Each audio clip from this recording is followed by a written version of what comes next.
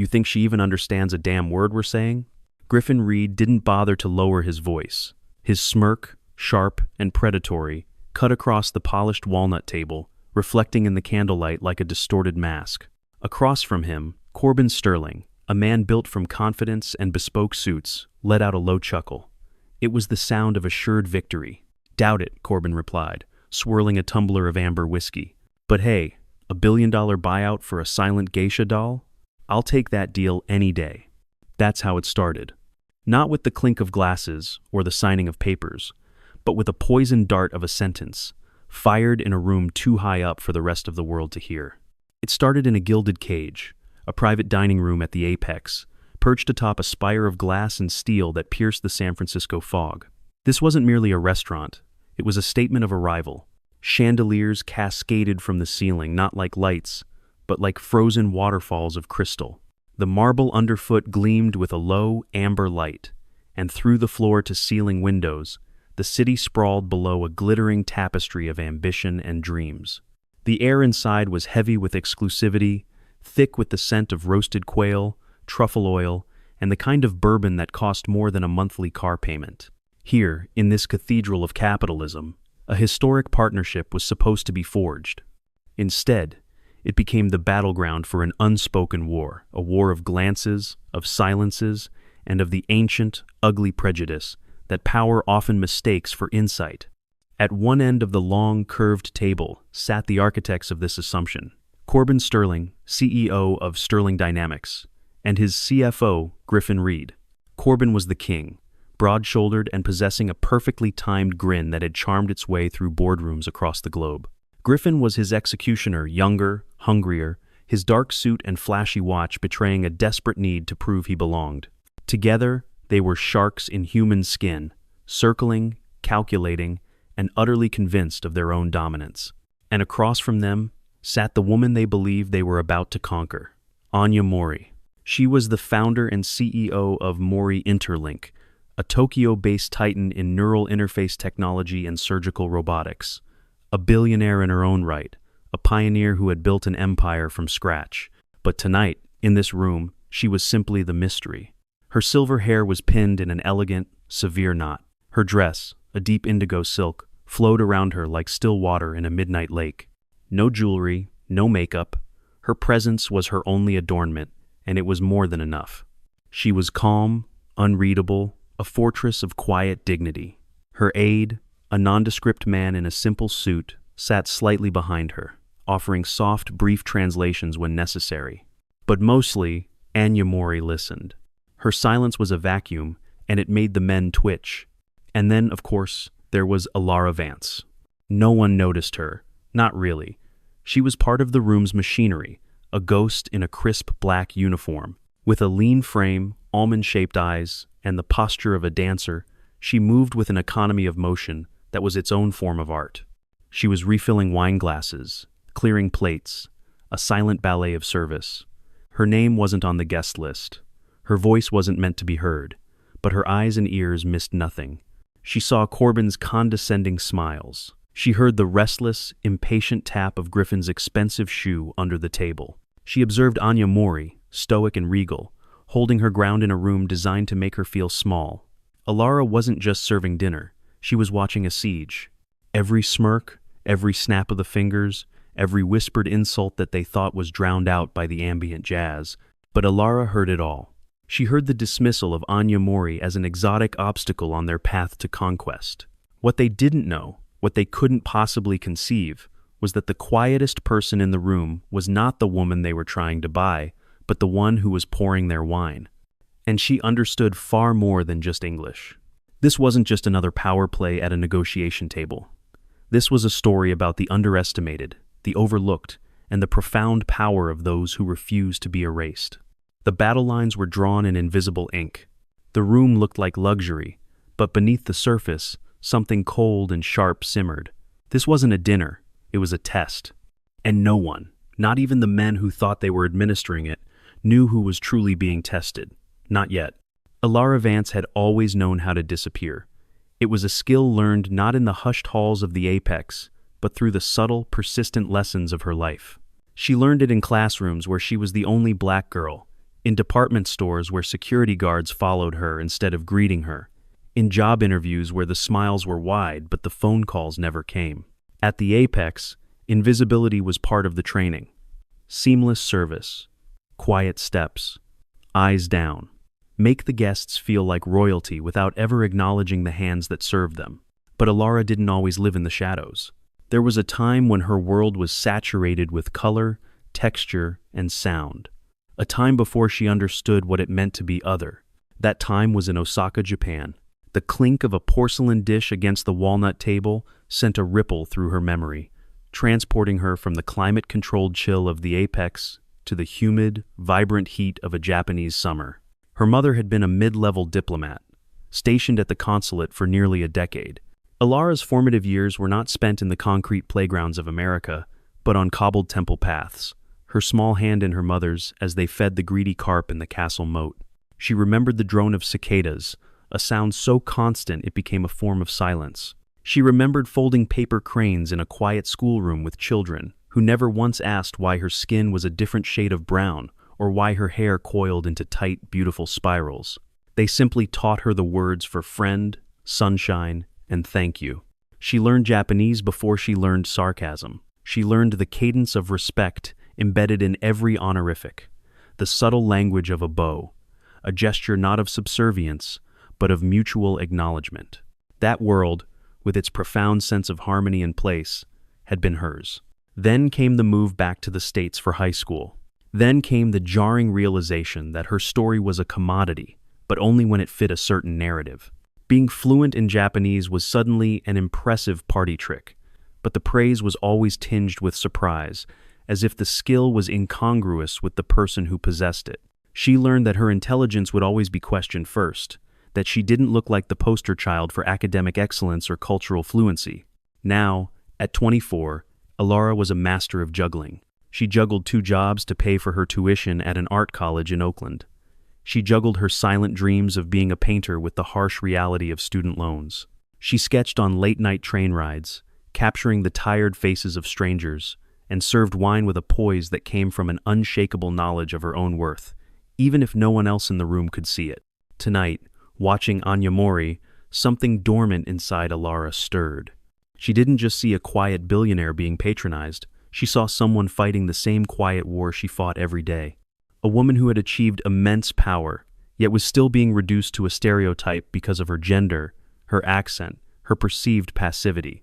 Anya Mori's silence was a language Alara understood intimately. She, too, had worn it like armor for years, a shield against a world that was too loud and too quick to judge. But tonight, watching the siege unfold, Alara could feel her own armor beginning to crack. The first toast had been painfully awkward. Corbin lifted his glass with the unearned confidence of a man used to owning every room he entered. To global partnerships, he boomed, his voice echoing slightly in the hushed room, and to a future where science knows no borders. He smiled as if he'd just delivered a line worthy of a magazine cover. Anya Mori simply offered a small, graceful nod, lifted her glass of water in silence, and took a delicate sip. No words, no translation. Was that a yes, or just a polite nod? Griffin muttered to Corbin, not bothering to lower his voice. Anya said something in Japanese to her aide. The man, expressionless, turned to the table. Mrs. Mori appreciates the sentiment. That was all, and that was the pattern for the next hour. Corbin would deliver long, animated monologues about market capture and synergistic potential, gesturing as if conducting an invisible orchestra. Anya would reply with a short, quiet phrase. The aide would translate it into a single, neutral sentence. The pressure in the room was building, and Alara could feel it like a change in barometric pressure before a storm. This wasn't a negotiation, it was an interrogation, and only one side seemed to realize it. Griffin Reed's patience, a shallow reservoir at the best of times, was the first to evaporate under the unwavering calm of Anya Mori. He leaned toward Corbin, his voice a low, frustrated growl. Are we seriously negotiating with a statue? This is insane. Corbin, ever the performer, forced a polite smile. It's cultural, Griff, he whispered back, though his eyes betrayed his own mounting irritation. She's playing her game. Just be patient. But Griffin wasn't wired for patience. He was a creature of immediate gratification. He snapped his fingers in Alara's direction without even looking at her. The sound was sharp, like a whip crack in the silent room. "Hey, sweetheart, more of this Syra. We're going to need it." Alara felt the sting behind the word. It wasn't the request, it was the tone, the unearned, dismissive familiarity. The way sweetheart felt less like a term of endearment and more like a leash. Her hands remained perfectly steady as she approached the table and poured the deep red wine, her movements fluid and controlled, but her eyes were watching, registering. Later, as the aide translated another of Anya's measured, one-sentence responses, Griffin leaned back, rolling his eyes with theatrical boredom. "You know," he said loudly, addressing the room at large, "we could probably just replace her with a chatbot, would get more interaction." Corbin chuckled, a strained, obligatory sound.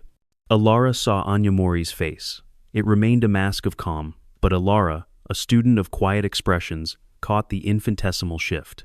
A flicker in her dark eyes, a tiny tightening at the corner of her mouth. It was the look of a wound being registered, then instantly concealed. They weren't talking to her. They were talking over her, around her, through her. They saw a language barrier and assumed it was a cognitive one. To them, Anya Mori was not a person to be respected, but a problem to be solved. A figurehead to be converted into a name on a contract. The final, unforgivable insult came cloaked in a whisper. Griffin leaned close to Corbin, believing they were in their own private bubble, not realizing Alara was standing only 5 feet away at a service station, pretending to polish a glass. "I swear, man," Griffin muttered, shaking his head with a smirk. "This is like negotiating with a bonsai tree." Corbin's chuckle this time was genuine. "Silent, decorative," he added, "and probably older than it looks." Alara froze. The cloth in her hand stopped moving. Her heart wasn't just racing anymore. It was hammering, a furious drumbeat of indignation against her ribs. It wasn't just the mockery. It was the calculated dehumanization, the reduction of a brilliant, powerful woman to a decorative object, an old, silent thing to be looked at and owned. She glanced at Anya Mori, who remained poised, unreadable. But Alara saw it again, that quiet storm behind her eyes. Then, a hand touched her shoulder, making her jump. It was her manager, Mr. Davies, his face a mask of cold professionalism. "Don't get involved," he whispered, his voice barely audible but laced with steel. "You speak only when spoken to. Do your job." Alara nodded numbly, the words a splash of icy water, but something inside her had already broken loose. And then Anya Mori spoke. It was a soft phrase in Japanese, not directed at her aide for translation. It was a whisper, almost to herself, a ripple of sound in the oppressive silence. Alara heard it as clearly as if it had been shouted. "Shin ni watashi o miru mono wa koko ni wa inai no deshou ka?" Is there no one here who truly sees me?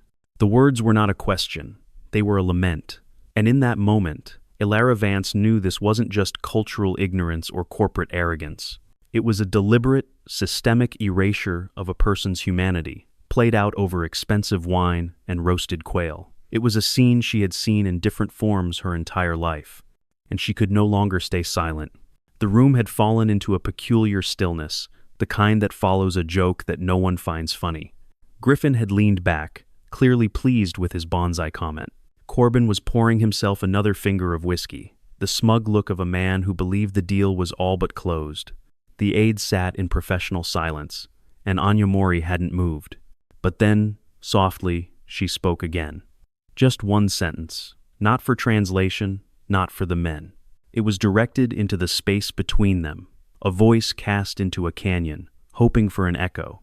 Naomi heard every syllable. "Watashi o hantoni mite kureru hito wa koko ni wa inai no deishou ka?" Is there truly anyone here who sees me? The words struck Alara like a vibrating chord deep in her chest. It wasn't just the meaning, it was the profound ache behind it. It was the loneliness of being the only one of your kind in a room built by and for others. It was the exhaustion that came from being erased in plain sight. In that instant, every rule Alara had ever followed felt unbearably small. The fear of being fired, Mr. Davies' hot warning in her ear, the ingrained instinct to remain invisible, it all dissolved in the face of that one quiet plea. She stepped back from the service station. For a second, her hands trembled. Then, She placed the polished wineglass down with a soft, deliberate click. She moved toward the table. The sound of her sensible black shoes against the hardwood floor was suddenly deafening in the silence. Corbin glanced up, his expression one of pure irritation at the interruption. Griffin frowned, confused. At the edge of the room, Mr. Davies froze, his eyes wide with disbelief and horror. Alara didn't stop. She didn't look at them.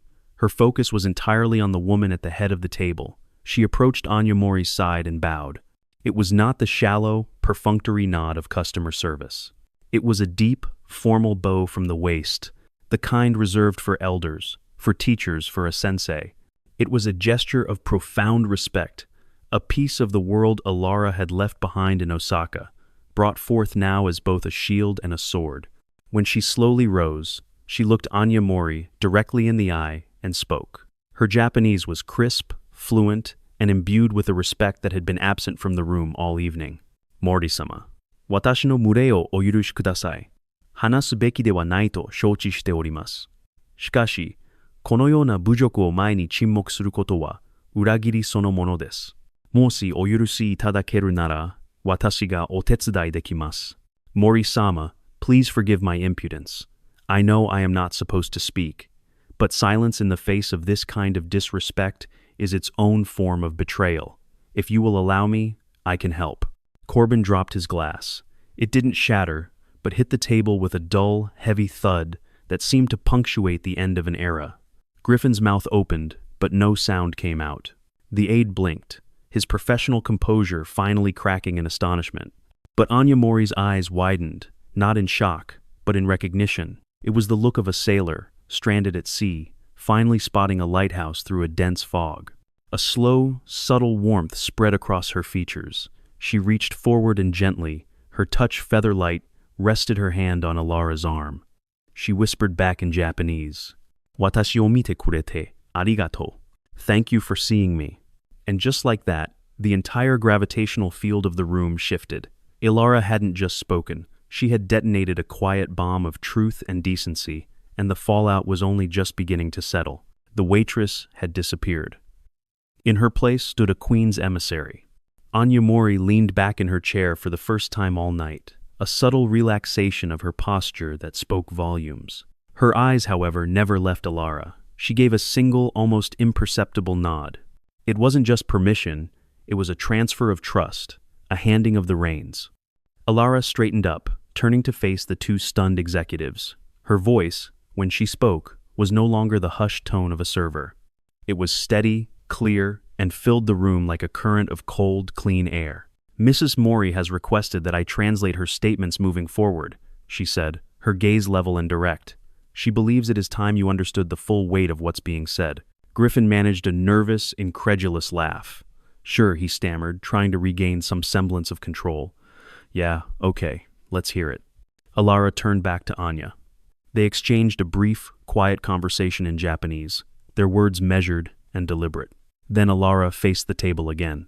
"She would like to begin by discussing the revised contract you brought tonight."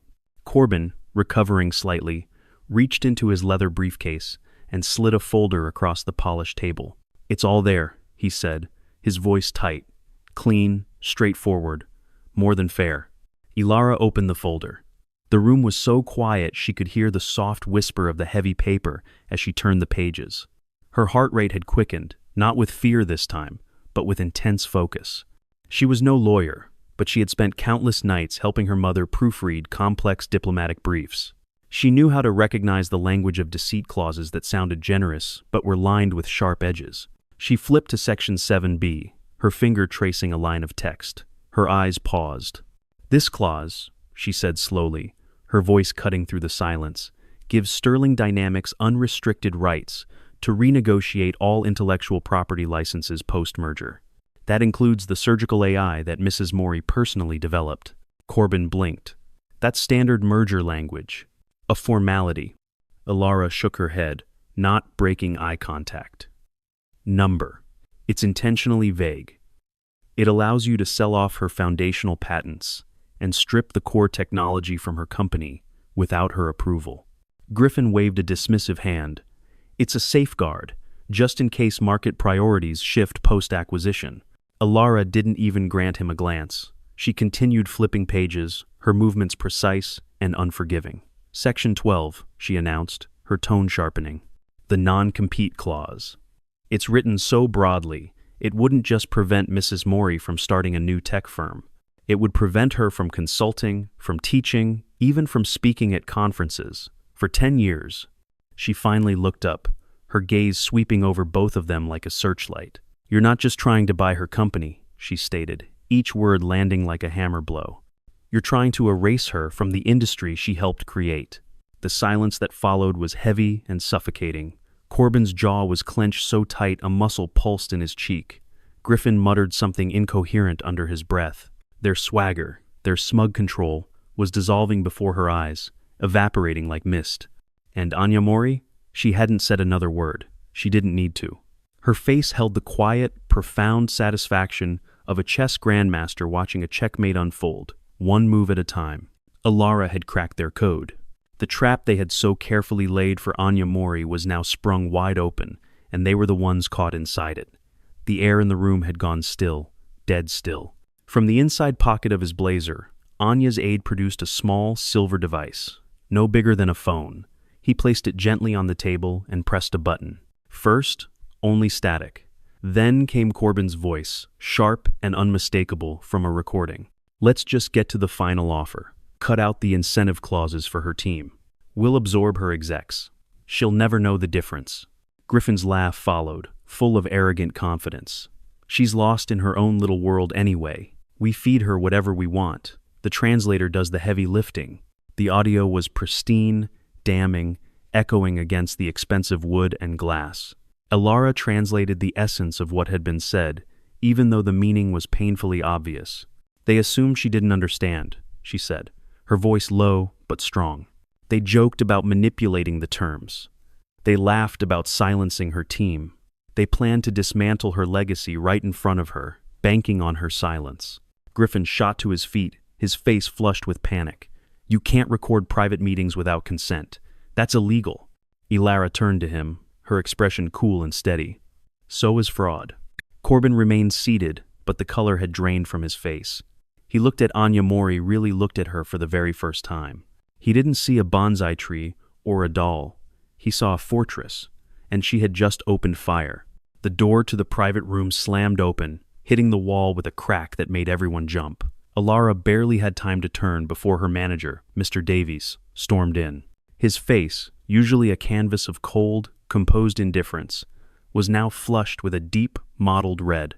What in God's name was that? He hissed, his voice a low, venomous whisper. He strode past the stunned executives, ignoring Anya Mori completely, his fury focused solely on Alara. You left your station. You inserted yourself into a private meeting. You spoke to a guest. Alara stood her ground, her back straight. She didn't speak. She didn't flinch. You're done, he snapped, jabbing a finger in her direction. You're finished here, Vance. I don't care what the excuse, Island. You're fired. Immediately. In the background, Griffin let out a short, bitter scoff. Finally. Something this place gets right. Alara clenched her jaw. Her hands, held calmly by her sides, were balled into tight fists.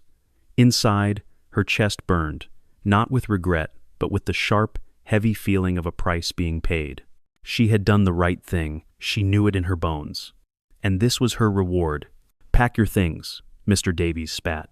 Security will escort you out. She was about to reply, to say something she wasn't sure what, but she never got the chance. A deep, calm voice cut across the room from the open doorway. Actually, she's not going anywhere. Every head turned. Standing just inside the room was a tall, impeccably dressed black man. He was in his early 40s, clean-shaven, with an air of absolute calm, like a surgeon in an operating room.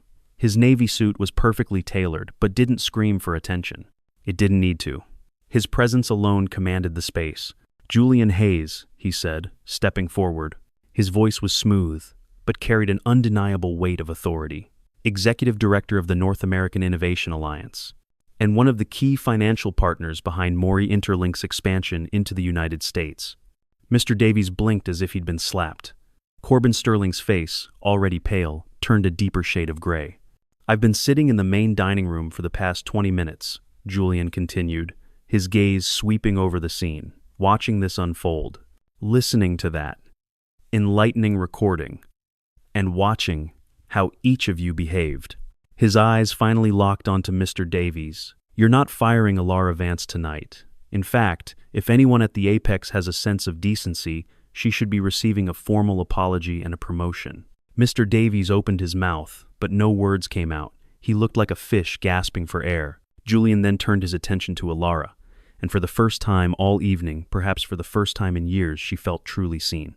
Not as staff, not as a background element, but as a person of substance and value.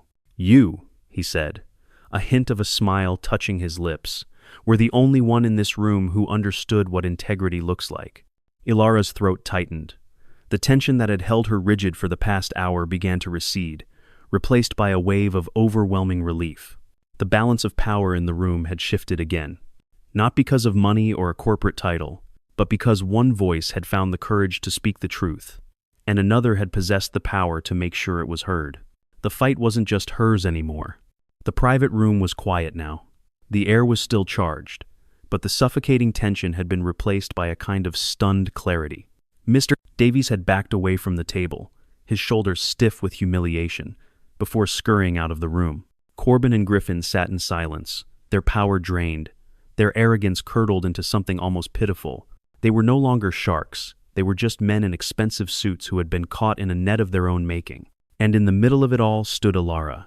Her apron was still tied neatly around her waist, her posture unchanged, but everything else about her had shifted. She was no longer just a waitress. She was the woman who had single-handedly changed the course of a billion-dollar deal with nothing more than her voice, her intellect, and her courage. Anya Mori turned toward her. For the first time all night, her expression softened completely, the fortress walls receding to reveal the person within. She spoke gently in Japanese, her words elegant and measured.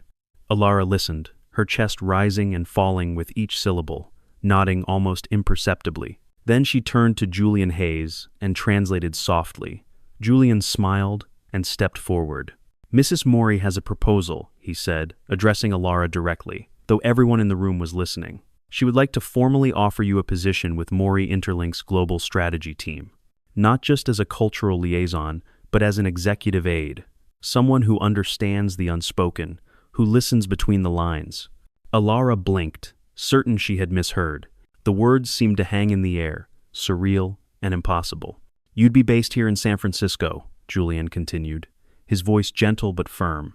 "You would help lead our U.S. expansion, advise on international partnerships, and oversee future diversity and inclusion initiatives within the company." He paused, letting the weight of the offer settle. "Your tuition will be covered. Any graduate program you choose, anywhere in the world, fully funded. You'll have housing provided near our offices, and a starting salary that reflects the immense value you have already proven you bring." Alara felt her breath catch. The polished marble floor beneath her suddenly felt foreign, as if she were floating. This couldn't be real. This was the kind of thing that happened in movies, not to art students working 2 jobs to make rent. Anya Mori stood and crossed the room slowly, her movements filled with a grace that bellied her age. She met Alara face to face. She didn't offer a handshake. Instead, she reached out and took Alara's hand gently in both of hers. Her skin was soft, her grip surprisingly strong.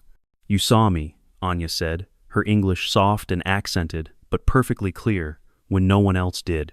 Alara looked into the eyes of the woman she had defended, and saw not a billionaire, but a kindred spirit.